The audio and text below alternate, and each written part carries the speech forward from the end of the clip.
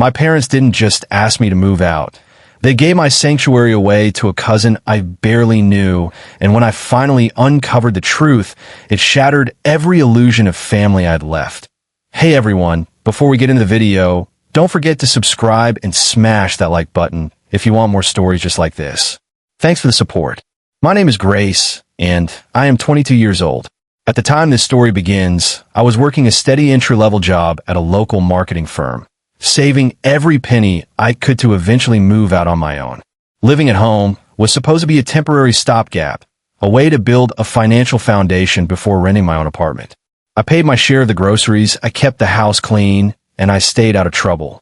I thought we had a mutual respect, a silent understanding that the four walls of my bedroom were my private domain, the one place in the world where I could decompress from the stress of adulthood. I was wrong, dead wrong. It started on a Tuesday afternoon, the kind of humid, overcast day that makes your clothes stick to your skin. I had come home early from work, nursing a tension headache and looking forward to nothing more than lying in my bed in the dark for an hour. My parents, Brenda and Frank, were usually in the living room watching television or pottering around in the garden, but the house was strangely silent when I walked through the front door. I kicked off my shoes in the hallway, dropping my keys onto the side table with a clatter that echoed through the quiet house.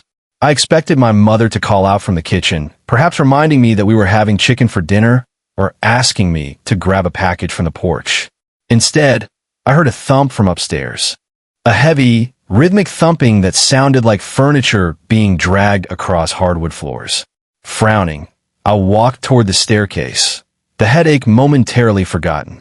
As I climbed the stairs, the sounds grew louder, accompanied by the murmur of voices. One of them was undoubtedly my father, deep and gruff. The other voice was unfamiliar, younger, and whining.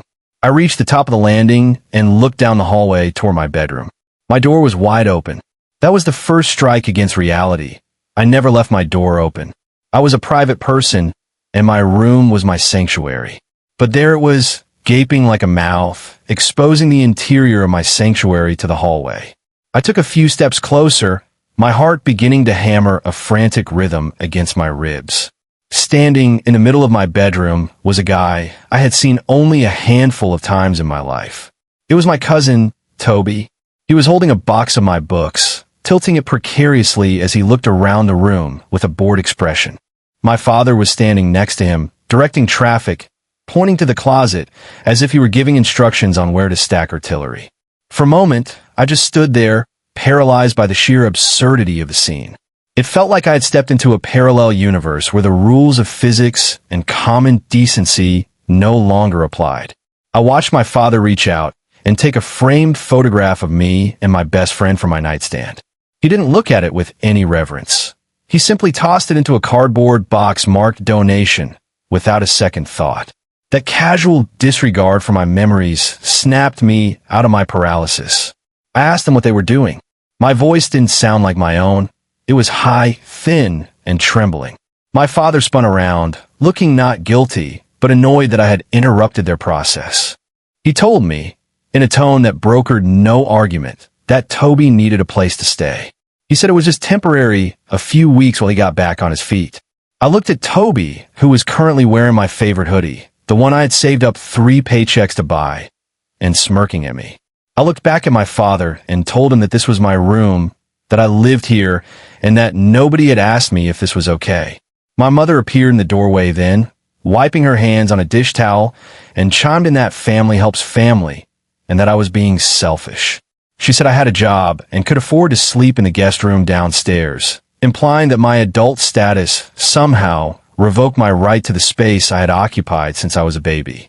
I stood there, absorbing the betrayal. It wasn't just about the room, it was about the erasure. They were dismantling my life while I stood there and watching them do it with the efficiency of a moving crew. I started to protest, to list the reasons why this was insane, but my father cut me off.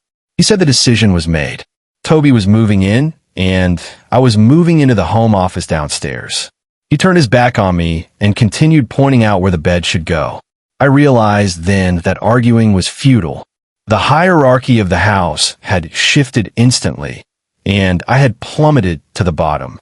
I turned and walked down the stairs, the weight of their decision settling on my shoulders like a physical burden. I didn't know it then, but this was only the beginning of the nightmare. The transition happened faster than I could have imagined. Within 3 hours, my bedroom was no longer recognizable. The posters of bands I loved had been torn down, leaving behind squares of faded paint on the walls. My desk, where I'd spent countless nights studying and working on freelance projects, was now cluttered with Toby's gaming consoles and tangled wires. My closet had been emptied of my professional blouses and skirts, replaced by his grungy streetwear. I was relegated to the guest room, a small, windowless space in the basement that doubled as my father's home office. It smelled of old paper and dust, and the air conditioning didn't reach down there effectively, making it stiflingly hot in the summer and freezing in the winter. For the first week, I tried to convince myself that it was livable. I told myself that it was just a bed, just a room, and that I should be grateful I wasn't being kicked out onto the street. But the psychological toll was immediate and crushing. I no longer felt like a member of the family. I felt like a transient, a lodger who was tolerated only because I contributed to the household income.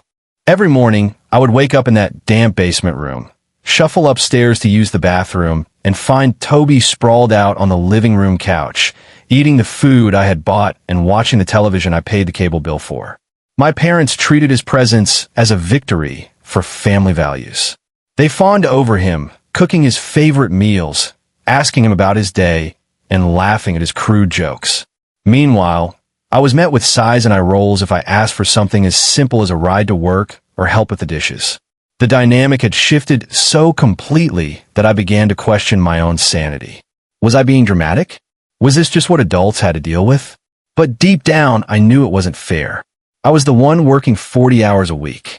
I was the one who paid rent. I was the one who followed the rules.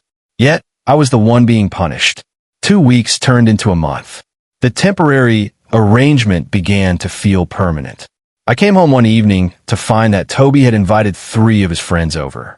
They were in the living room, smoking cigarettes despite the house rule, and playing video games at a volume that rattled the windows. My parents were sitting in the kitchen, ignoring the noise, pretending everything was fine. I walked past the living room to get to the basement, stepping over empty pizza boxes and sticky soda cans. One of Toby's friends looked me up and down and made a comment that made my skin crawl. Toby just laughed. I looked to my parents for intervention, for some sign that they would protect me, that they would enforce some basic standard of decency in my own home. They didn't. My mother simply told me that boys will be boys and suggested I stay in my room if I didn't like the atmosphere. I retreated to the basement, shaking with a mixture of anger and humiliation. I sat on the edge of the narrow bed, looking around the gray walls, and realized that I couldn't live like this anymore. My sanctuary was gone, my parents were strangers, and my home had turned into a frat house. I needed a plan. I couldn't just move out yet. I didn't have enough savings for a deposit and first month's rent. I was trapped. But as I lay in the dark that night, listening to the thumping bass from upstairs, I realized that if I was going to survive this, I had to stop accepting their narrative. I had to find out why they were doing this. Why was Toby so important? Why was I so disposable? The answers weren't going to be given to me willingly. I would have to take them. The 3rd month of Toby's residence marked a turning point in my living situation, shifting from merely uncomfortable to actively hostile. The small annoyances, eating my leftovers, using my toiletries, taking up the entire driveway, morphed into deliberate acts of disrespect. I began to notice my possessions migrating from the basement to upstairs, only to return broken or missing. A hairdryer I had splurged on was found dismantled in the trash can. My collection of vintage vinyl records, which I kept safely stored in plastic crates in the corner of the basement, was pulled out and left strewn across the damp floor, some of them scratched beyond repair. When I confronted my parents about the damage, they looked at me with vacant eyes, offering a collective shrug and a muttered suggestion that I should have stored them better if they were so important. The gaslighting was relentless. Every time I tried to express my frustration, to point out the unfairness of the situation, I was met with accusations of selfishness. My mother developed a habit of sighing deeply whenever I entered the room, as if my very presence was exhausting her. She told neighbors and relatives that I was going through a difficult phase and that they were doing their best to tolerate my ungratefulness. I watched my reputation within my own family's circle crumble, painted as the villain in a story I hadn't written. I felt like I was living in a funhouse mirror version of reality, where up was down and wrong was right. It was during this time that I noticed a change in the household mail. I usually picked up the mail on my way in from work, sorting it into piles on the kitchen island. Bills went to my father, magazines to my mother, and anything addressed to me went into my bag. But lately, I noticed specific envelopes disappearing. Bank statements, letters from the university I had attended, and documents from the county assessor's office would be in the pile one moment and gone next. When I asked my mother about them, she claimed she had filed them away for safekeeping, that I was too disorganized to handle important paperwork. I didn't believe her. The secrecy surrounding the mail was just another layer of the wall they were building between me and my autonomy. The tension in the house reached a breaking point one rainy Friday evening. I had stayed late at the office to finish a project, hoping to avoid Toby and his friends. When I finally walked through the front door at 8 p.m., the house was dark, save for the blue glow of the television in the living room. I could hear my parents and Toby in the kitchen, their voices hushed but intense. I froze in the hallway, my hand hovering over the light switch. Instinct told me not to announce my presence. I stood in the shadows of the entryway, listening. They weren't arguing about the mess or the noise. They were talking about money. I heard my father mention a fund, and my mother laugh in a way I had never heard before, a greedy, satisfied sound. Then Toby spoke, his voice whining as he demanded something he felt entitled to. My father shushed him, his voice dropping to a whisper that I couldn't quite catch from my position. I needed to get closer. I knew it was risky, but the desperation to understand why my life was being dismantled outweighed the fear of getting caught. I took off my wet shoes and crept silently along the hallway, hugging the wall, moving inch by inch toward the kitchen door. The air in the house felt heavy, charged with the electricity of their secret. As I got closer, the words became clearer, piecing together a conversation that would change everything I thought I knew about my family. I crouched behind a large coat rack in the hallway, the heavy wool coats acting as a makeshift shield. My heart was hammering so hard against my ribs that I was sure they could hear it, but the sound of the rain lashing against the windows provided a convenient drumbeat to mask my presence. From this vantage point, I could see a sliver of the kitchen table through the crack in the door. My parents were sitting on one side, Toby on the other. There was a bottle of whiskey on the table, my father's good whiskey that he only opened for Christmas, and 3 glasses. They looked like co-conspirators in a heist movie, bound by a shared secret.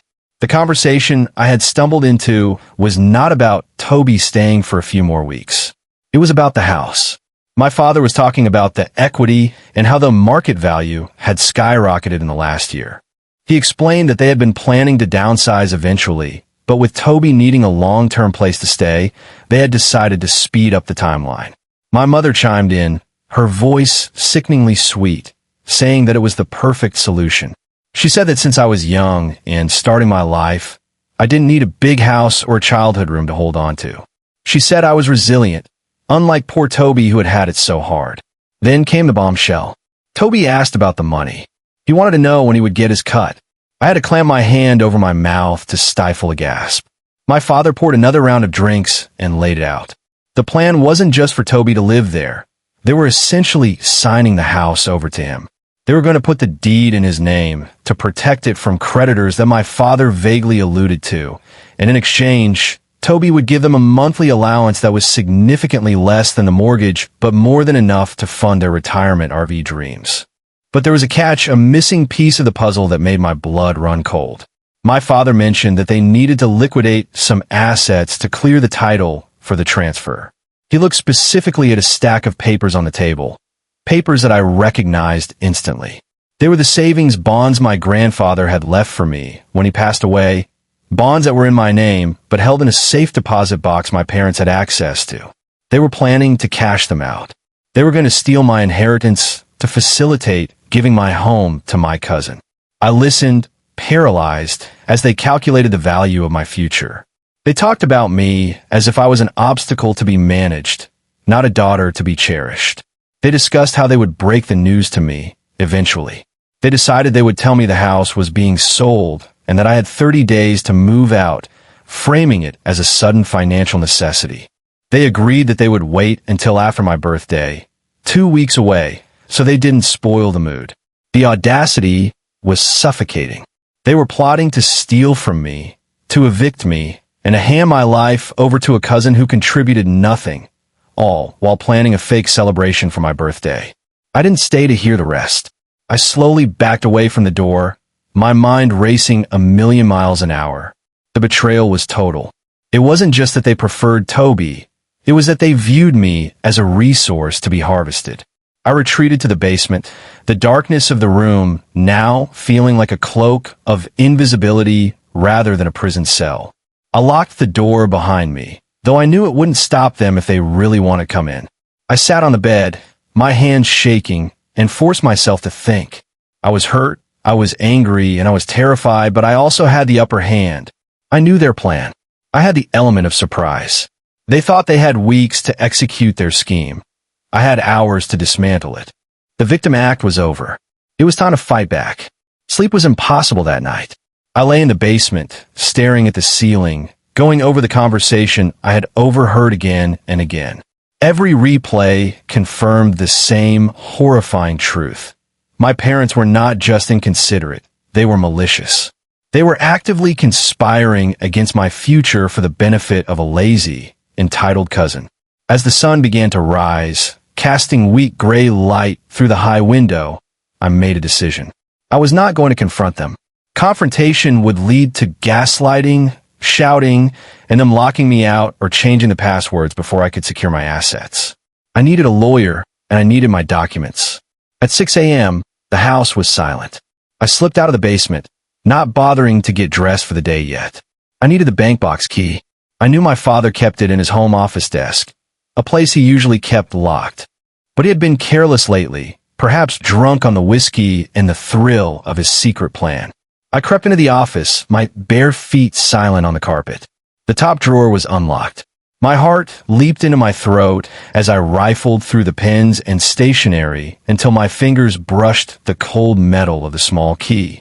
I snatched it and retreated to my room. I quickly packed a bag.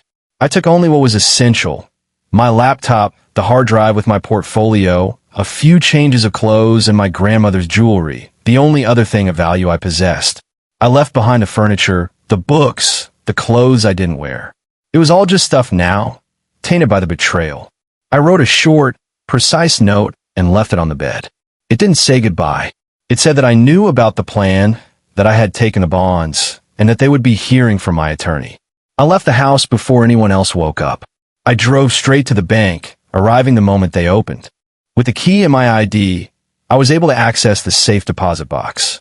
The bonds were there, along with the deeds to the old family cabin that had also been left to me, another asset my parents had conveniently forgotten to mention I owned. I took everything. I went to a different bank, one where my parents did not have accounts, and deposited the bonds into a new account in my name only. Then, I called a lawyer. The next few days were a blur of legal maneuvers and paranoia. I stayed in a cheap motel on the other side of town, afraid to go home. I turned off my phone to avoid the barrage of calls and texts I knew would be coming. My lawyer, a sharp-tongued woman named Ms. Vane, was appalled by the story. She sent a cease and desist letter to my parents regarding the savings bonds and made it clear that any attempt to cash them out would be prosecuted as fraud. She also advised me on the tenant laws in our state. Because I had paid rent to my parents in the form of a fixed monthly contribution to the household bills for over a year, I legally had tenant rights, even if I wasn't on the lease. They couldn't just kick me out with 30 days notice without due process, and they certainly couldn't sell the house with my possessions in it without a legal eviction order. When I finally turned my phone back on, it exploded with notifications. There were angry voicemails from my mother, screaming about the stolen key and demanding I return home immediately. There were texts from Toby, filled with profanity and threats. I ignored them all. I forwarded the threats to my lawyer. The silence of the motel room was deafening, but it was a clean silence. It was the silence of freedom. The climax of this silent war occurred 2 days later. I returned to the house, not to live, but to collect the rest of my belongings. I didn't go alone. I brought 2 movers and a police officer I had hired for a civil standby. When the door opened, my mother's face was a mask of fury and terror. She started to yell, to command me to get inside, but the officer stepped forward, standing between us. He informed them that I was there to retrieve my property and that any interference would result in arrest. My father stood behind my mother, his face pale. He looked at the bonds in my hand, or rather, the lack of them, and he knew he had lost. He saw the resolve in my eyes. Toby peeked out from the living room, looking like a frightened child as the movers walked past him, carrying my desk and my chair. I packed my car, the final act of disassociation. As I closed the trunk for the last time, I looked at the house that used to be my home. It was just a building now, filled with people who were strangers to me. Leaving that driveway felt like shedding a skin that had been suffocating me for months. I watched the house shrink in the rearview mirror, waiting for the wave of sadness to hit, the nostalgia that usually accompanies leaving a childhood home. But it never came. Instead, I felt a lightness, a profound sense of relief that made me want to laugh out loud. The nightmare was over. I had escaped the cult of my parents' manipulation. The guest room in the basement, the stolen clothes, the noise, the disrespect, it was all behind me. I drove to the small apartment I had managed to secure in a hurry, using a portion of the bonds as a deposit. It wasn't much, a 1-bedroom unit above a bakery, but it was mine. The lock on the door worked for me and only me. The aftermath, however, was not as quiet as the departure. Once my parents realized the legal walls were closing in, their tactics shifted from aggression to victimhood. They began a smear campaign among the family, telling everyone that I had stolen my inheritance, that I had abandoned them in their old age, and that I was keeping Toby homeless. The family group chat, which I had promptly muted and then left, was undoubtedly ablaze with rumors. My aunt called me once, screaming that I was ruining the family, but I simply hung up and blocked the number. I learned quickly that family is not defined by blood, but by who respects and supports you. Blood, in my case, was just an obligation that had been used as a weapon against me. The legal battle regarding the house and the bonds continued for several months. My parents tried to contest the legality of the bonds, claiming they were intended for the family upkeep, but the documentation my grandfather had left was ironclad. They were specifically designated for my education and housing. My lawyer was ruthless, ensuring that not only did I keep the bonds, but I also recovered the money they had already siphoned from my bank account to pay for Toby's car repairs. A discrepancy I had noticed on my statements, but hadn't understood until the plan was revealed. In the end, they settled. They kept the house, but the dream of the RV and the easy retirement with Toby was dead. The cost of the legal fees and the debt they had incurred trying to set up the scheme meant they were house rich and cash poor. They were stuck in that big, empty house with Toby, who, once the free money dried up, became less of a golden child and more of a burden. I heard through the grapevine that the dynamic in the house had soured dramatically. Without my income to subsidize their lifestyle, and without the bonds to fund Toby, the atmosphere was toxic. Toby trashed the room that used to be mine, and my parents were too tired and defeated to stop him. They had created a monster, and now they had to live with it. I, on the other hand, was thriving. A year later, I sit in my own living room, in a space decorated exactly how I like it. My career has flourished, unburdened by the chaos of the basement and the stress of home. I have a circle of friends who have become my chosen family, people who would never dream of treating me the way my blood relatives did. Every so often, I get a card in the mail from my parents, a generic birthday greeting with a note inside begging me to come home, to talk, to forgive and forget. I read them once, then throw them in the trash. Forgiveness is not something I owe them.